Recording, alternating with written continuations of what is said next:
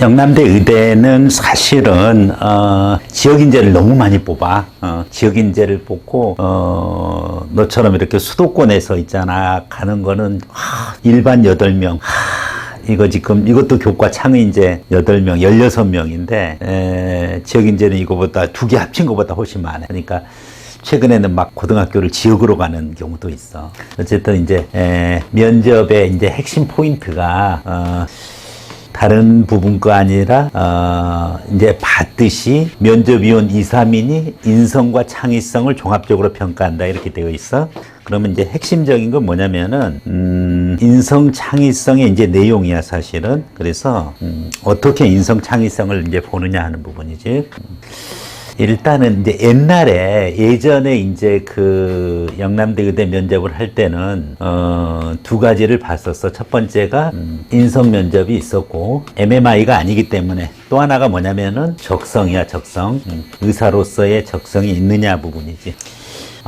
처음에는 인성 면접이 뭐 고만고만하고 좀 뭐 그렇게 어렵지 않게 봤었어. 그런데 적성 면접이 좀 어렵다 이제 이러한 느낌이 있었어. 적성 면접은 그럼 인성 면접과 어떻게 다르냐 이거야. 의사로서 갖춰야 될 기본적인 인격이겠지. 근데 이제 적성은 의사로서 적합하냐 이거지. 그래서 이제 의사로서 이제 적합하냐는 것은 의예과 또 의학과 예과 본과를 갖다가 가서 공부하는데 얼마나 적합한가. 전공 적합성을 이제 보는 그와 같은 부분이지. 그래서 전통적으로 영남대 의대 창의인재 전형 면접의 핵심은 이제 2가지야 원래. 인성 면접 하나랑 그 다음에 적성, 전공 적합성인데 창의인재 부르니까 무슨 뭐 특별한 뭐 창의적으로 뭘 답변을 해야 되느냐 뭐 이렇게 질문을 하는데 특별하게 창의적일 게 없어. 창의적인 게 뭐야 너? 새롭게요. 단군 이래 새로운 게 뭐가 있어? 네?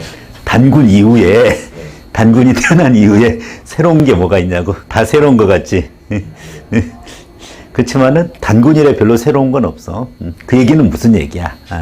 창의성이라는 것이 뭐 꼭 없는 거에 의해서 새로운 걸 만들어야 된다라는 그런 부분이야. 의사가 갑자기 없는 데서 뭔가 튀어나오는 게 아니거든. 의학적 지식이 무에서 유를 만들어내는 게 아니야.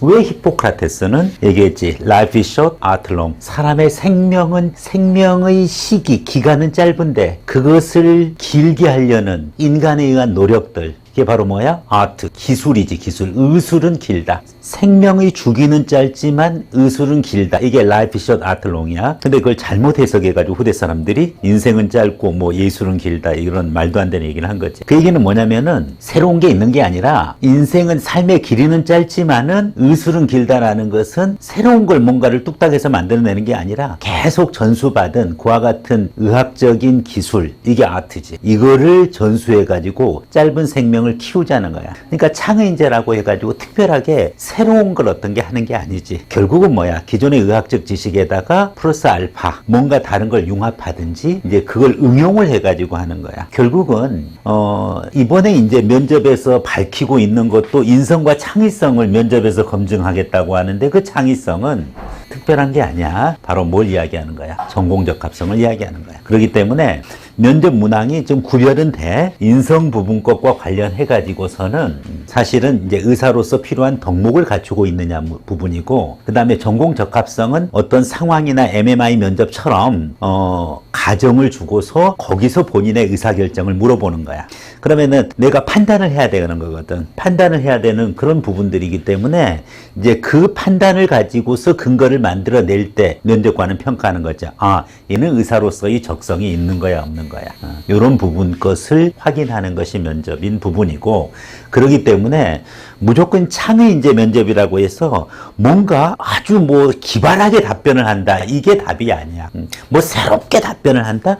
다른 애들이랑 완전히 차별화되는 나만의 답변을 막 그렇게 할 필요는 없어. 그럼 뭐가 도대체 인성이고 뭐가 전공 적합성이냐 하는 부분인데, 주어진 문제 부분 것의 유형은 2가지로 나눠지는 거야. 인성과 전공 적합성.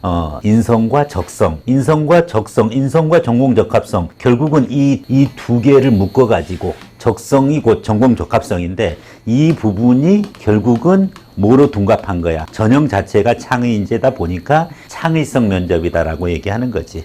그래서 인성과 창의성을 논리적으로 얼마나 잘 지원자가 드러내는지를 평가하겠다는 거야. 그럼 인성과 창의성 부분 거, 창의성은 결국은 전공 적합성, 적성 부분 건데 구체적으로 그러면은 어떠한 방식으로 평가를 하겠고 어떤 요소가 채점 요소냐 하는 부분이지. 그렇게 됐었을 때 그 문항이 인성 관련되는 문항이든지 간에 아니면은 전공 적합성 기준으로 이야기를 하든지 간에 전공 적합성은 곧 창의성이라 그랬어.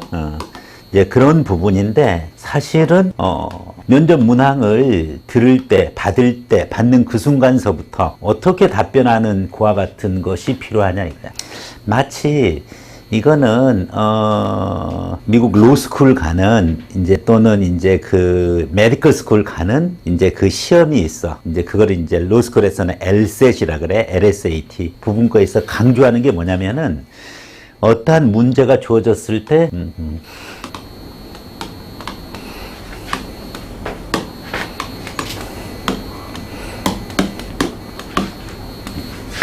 이거 4단계야.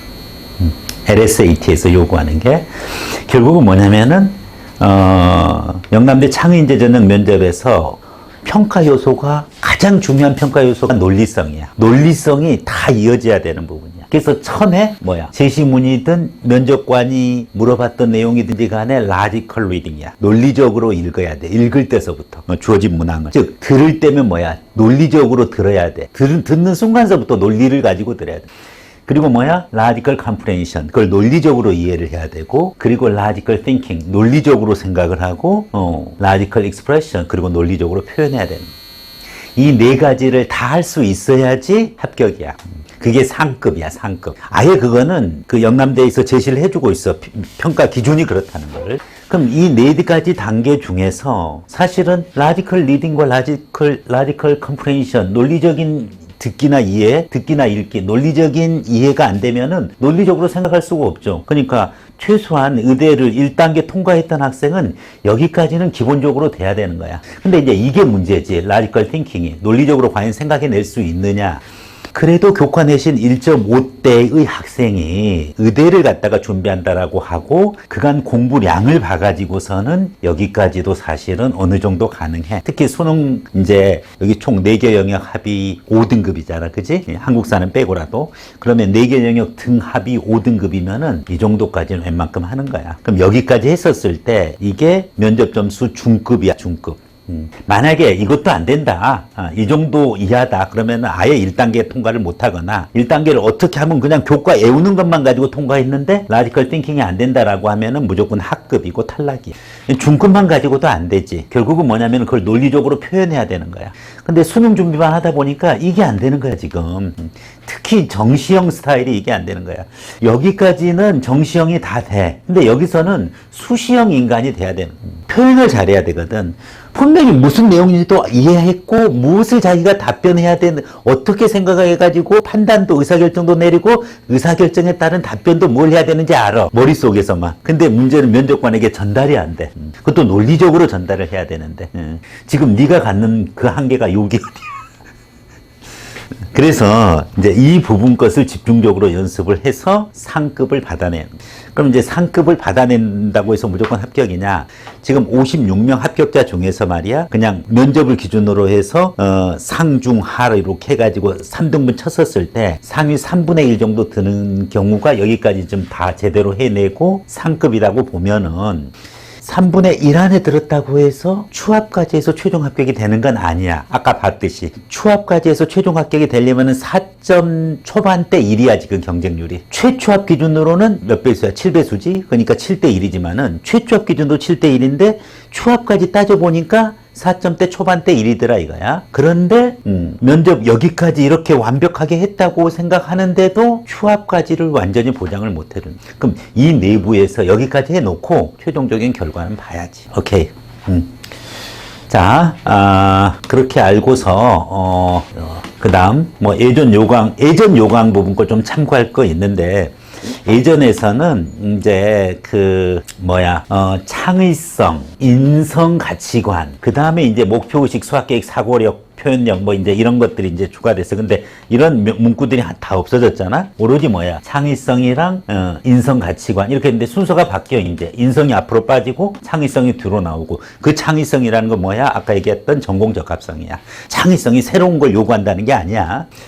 이름만 창의성이라고 되어 있는 거지. 그래서 이제 대표적으로 인공지능을 장착한 로봇이 인간 생활을 지배할 것인가, 이거 해봤잖아. 아쉬움이 많아. 그러니까 최종적으로 면접관이 답을 다 들었었을 때, 아까 얘기했던 처음에 이 문제를 보는 순간, 인공지능이 장착한 로봇이 인간 사회를 지배할 것인가. 읽는 그 순간 논리적으로 읽어야 되고, 그리고 이걸 논리적으로 이해할 수 있어야 되겠지. 예전에 로봇에게도 인권이 있는가, 이런 문제가 유행이었었어, 면접에서. 그래서 인공지능을, AI를 장착한 로봇이 인간 세상을 지배할 것인가. 자, 봐봐. 원래 헌법에서, 그렇게 중요하게 여기는 인권, 즉, 뭐냐면은, 원래 로크가 얘기했던 state of nature, 자연 상태에서의 개인이야. 그러면은, 누구나 자연 상태에서의 개인이 편안하게 열매 먹고 살 수 있었어. 그런데 국가를 만들었어. 뭘 통해서? 계약을 통해서. 그 계약을 통해서 만든 국가는 그 개인에게 기본적인 생명, 자유, 재산을 보호해줘야 되는 거지. 이게 기본적 인권이란 말이야. 그러면은 기본적 인권 개념을 가지고서 했는데, 한때 유행했던 게 10년 전에 동물에도 인권이 있느냐 이거야. 이게 동물권이지. 그 다음에 이제 최근에 로봇에게도 인권이 있느냐, 이제 이런 부분이고. 자, 인권적인 문제를 다루다가 반대로 이와 같은 로봇이 인간을 지배하는 세계, 인간 세상을 지배할 것인가에 대한 그와 같은 문제를 던져주고 있어. 여기서 파악하는 건 뭔 것 같아? 인성인 것 같아? 전공적합성인 것 같아? 그렇지, 인성 문제지, 전형적인. 로봇 중심의, 로봇이 우리의 인간 세상을 지배한다. 아니다, 인간이 지배한다. 이제 그 기준으로 해가지고서 구별을 하는 거지. 인간이 지배하는 이와 같은 체계에서는 이걸 우리는 뭐라 그래? 휴머니즘이라 그러지. 예. 그래서 나노기술, 지금 AI, 4차 산업 모든 혁명 기술들이 아무리 진보 발전한다라고 하더라도 인간을 중심으로 하는, 특히 인간의 생명을 중심으로 하는 이와 같은 가치, 이것을 보다 더 압도해서 지배할 수는 없다라는 거지. 그렇기 때문에 의학과 같이 인간의 생명을 중요시하는 학문이라든지 아니면은 철학, 역사학, 이와 같은 인문학은 영원할 것이다. 이것이 휴머니즘적인 가치야. 바로 인간 중심주의죠.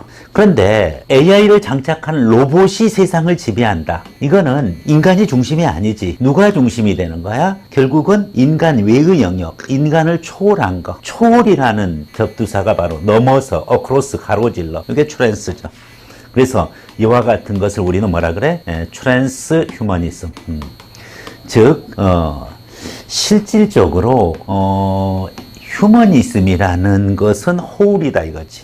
수많은 그와 같은 우주 속에서 인간도 생성돼가지고 소멸해가는 그 존재 중에 하나일 뿐이라는 거지. 그렇기 때문에 인간은 마찬가지 찰스 다윈의 법칙에 따라서 적자 생존에 따라 가지고서 적응할 수 있도록 노력하면 되는 거고, 적응하지 못하면은 멸종할 수밖에 없으니까 적응하기 위해서 인간은 지구온난화가 예를 들어서 계속된다. 그러면은 피부에다가 강철을 심고, 그리고 뇌 속에다가 컴퓨터 칩을 넣어서 인간 본성이 아예 변해버리는 거야. 인간 본성이 아예 변해도 괜찮다. 이게 바로 뭐야? 트랜스휴머니. 인간 본성이 바뀌어도 된다. 로봇이 지배하면 어떠냐? 우리가 지배 당할 수도 있는 거지. 능력이 부족하면은. 이제 그런 부분이고, 이제 그래서 뭐다? 트랜스 휴머니즘의 세상이 올 거다. 이제 하는 부분이고.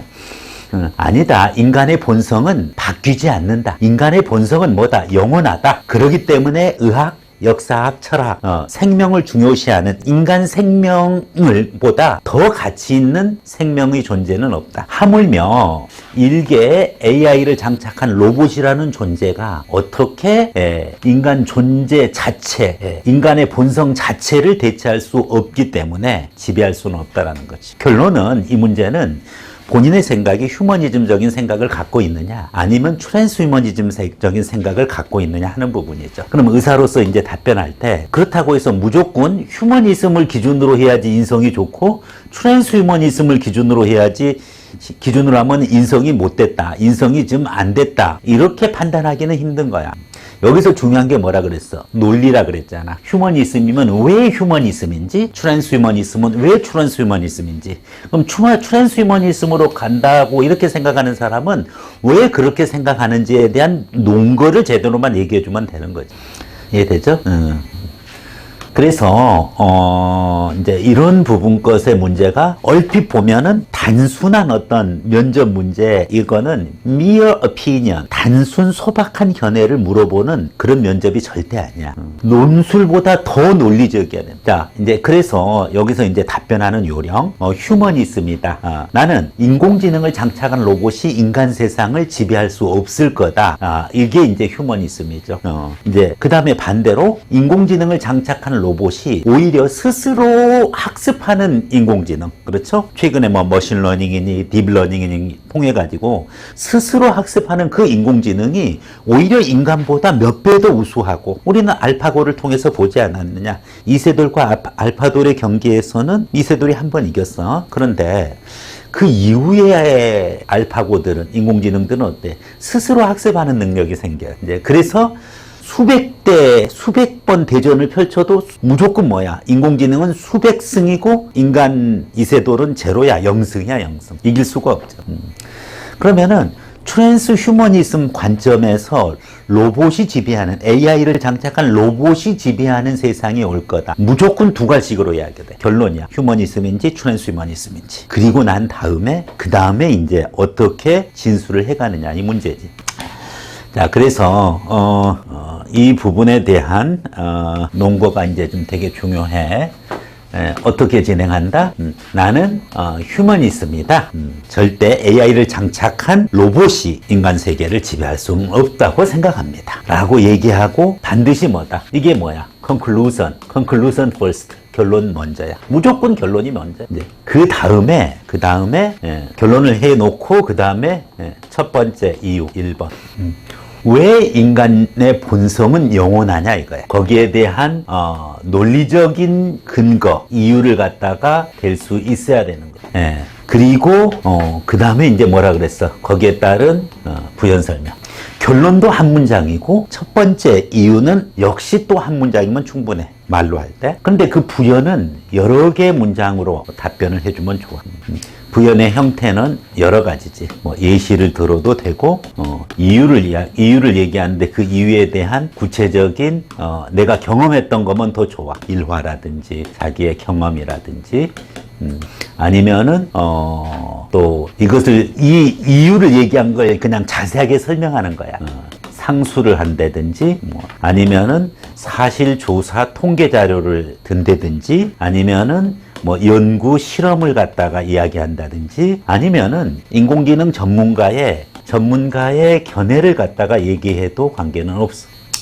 그래서 다양한 형태, 어떤 부연을 해도 관계는 없다. 그렇게 하고 요렇게만 끝내면은 사실은 조금 부족해. 답변을 저 정도 할 때는 최소 있잖아, 60초에서 길게 2분까지도 답변이 가능해. 2분 넘으면 좀 그래.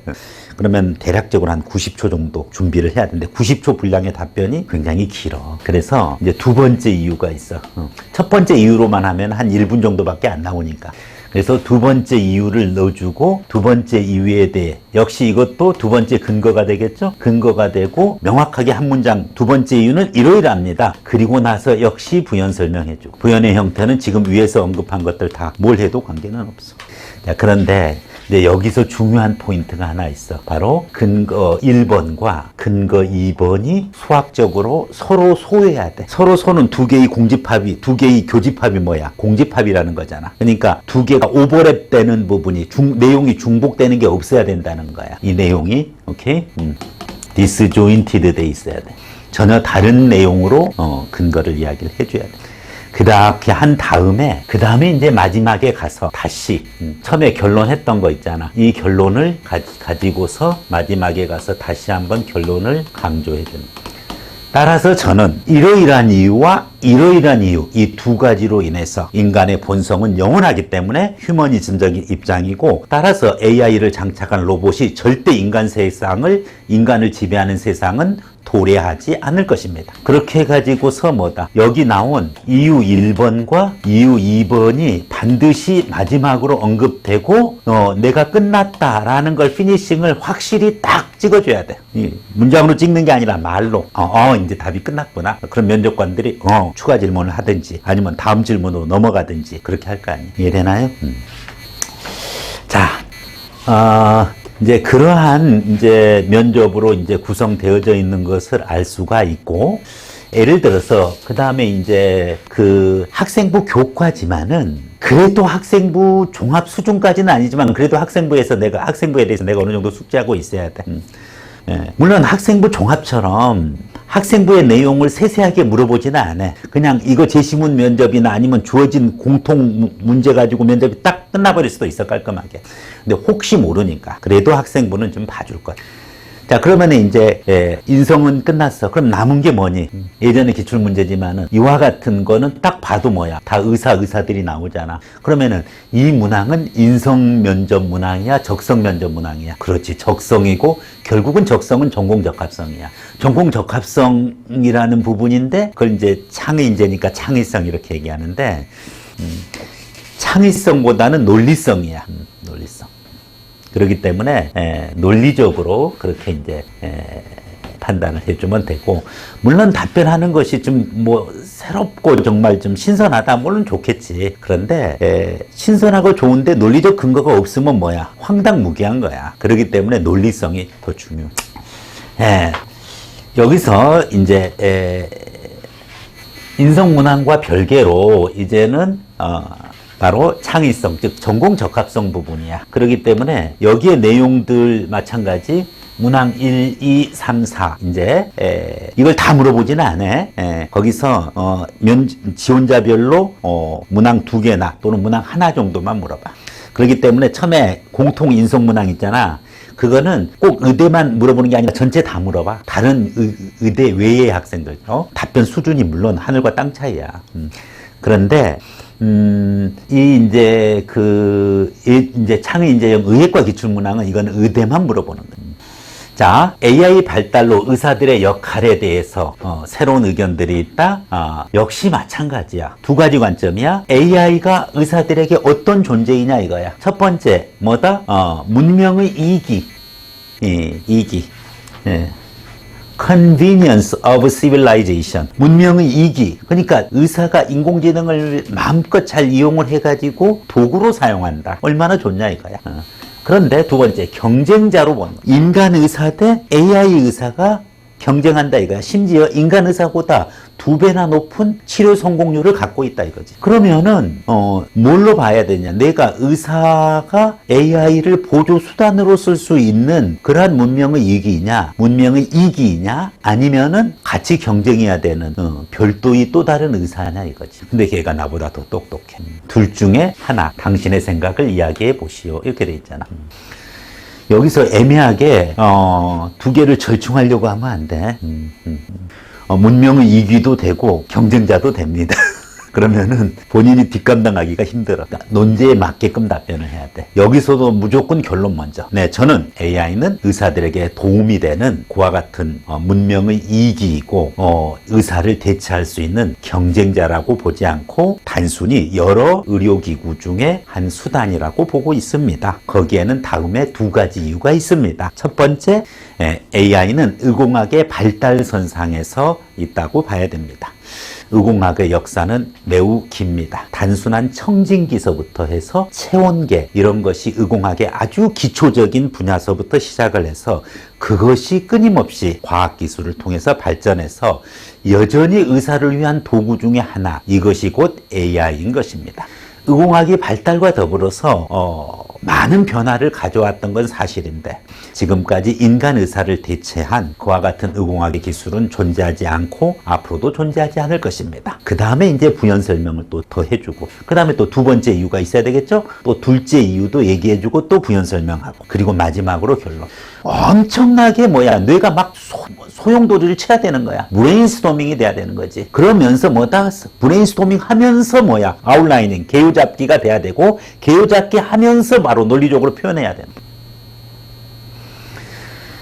두 번째, 의사가 갖춰야 될 덕목들, 바로 뭐다? 많은 지식, 냉철한 판단력, 배려하는 마음, 육체적, 정신적 건강, 리더십, 엄격한 윤리관, 이렇게 많은 의사로서 갖춰야 될 뭐가 존재한다? 소양, 의사로 갖춰야 될 덕목, 이런 부분이 있는데 본인이 생각하기에 가장 중요한 것은 무엇인가? 저 여러 가지 소양 중에서 뭐 다 중요하지, 의사로서 중요하지 않는 게 어디 있어. 그렇지만은 가장 중요한 거, 여기서 가장 중요한 거 하나만 선택하면 되고 그 이유를 얘기해 주면 돼.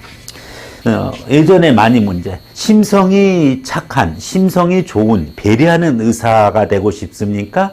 능력 있는 의사가 되고 싶습니까? 라고 했을 때 자기 답변을 가져가는 거. 나와 있는 그와 같은 의사로서의 덕목 말고 또 다른 덕목을 얘기를 해도 관계는 없어. 이거는 예시일 뿐이야. 근데 예시 속에 거의 다 있어. 그래서 자기가 생각하는 걸 기준으로 해서 이야기를 해주면 됐다. 네, 저는 의사로서 가장 중요한 덕목이 엄격한 윤리의식이라고 생각합니다. 윤리관이 중요한 데는 다음에 두 가지 이유가 있습니다.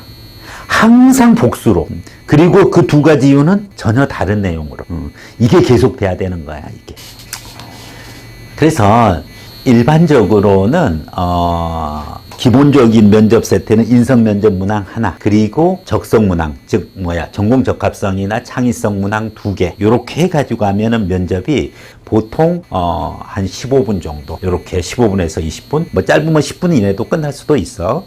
뭐 그 정도 분량인데 그게 그렇게 짧은 시간이 아니야. 굉장히 긴 시간이에요. 그런 부분들이니까 논리적으로, 체계적으로 준비를 잘 해가지고 가야 되고, 어떤 문제가 나왔더라도 내가 답변에 내갈 수가 있고 풀어 헤쳐나갈 수가 있어야 돼. 아는 것은 많은데 면접을 못 보는 학생이 있고, 그다지 아는 것은 많지 않은데 면접을 잘 보는 학생들이 있어. 이거는 아까 얘기한 logical reading, logical thinking, logical comprehension, logical thinking, 여기까지는 되는데 logical expression이 안 되면은 소용이 없는 거예요. 그래서 그 기준으로 해서 새롭게 준비한다라고 생각을 하고 오늘서부터 제대로 잘 임해주면 됩니다.